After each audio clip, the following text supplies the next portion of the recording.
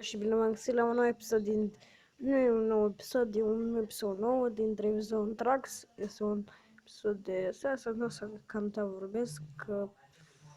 Bine, poate că ați văzut videoul de trecut, n-am mai făcut game de ceva timp. Asta o să facem niște drifturi, pentru că nu o să vorbesc mult, dar să ne deranjeze. Facem și asta.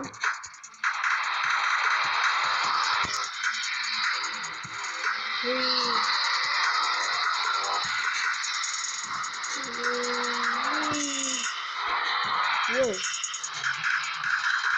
Nu pot să spun să nu văd. Îmi facem o ce de culoare. Toți drifturi cu el. De văzut să pe de multe ori o să ai slow motion, este pe timp așa, este freeride, nu trebuie să treci pe ele ca să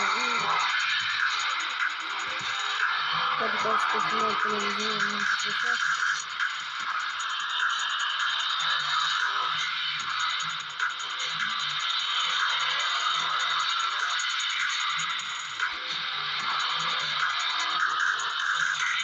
O să mai faci slow motion. Sper că dacă conținut vă să joc. Și camera e mai diferită dacă vă uitați. Așa.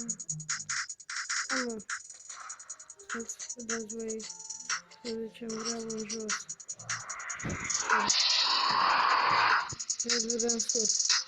Camera de sus. Deci depinde de voi.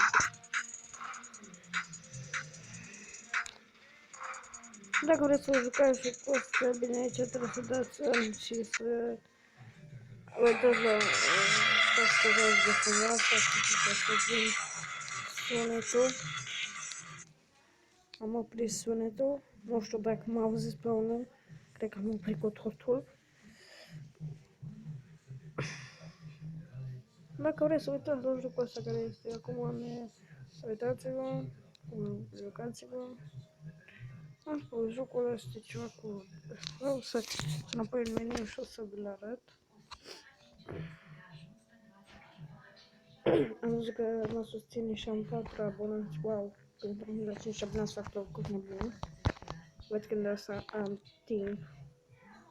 O să nu joc provocări nebune, bine, aici o să văd când o să am timp. Nu am stele. Bun. Asta este Drive Zone Tracks.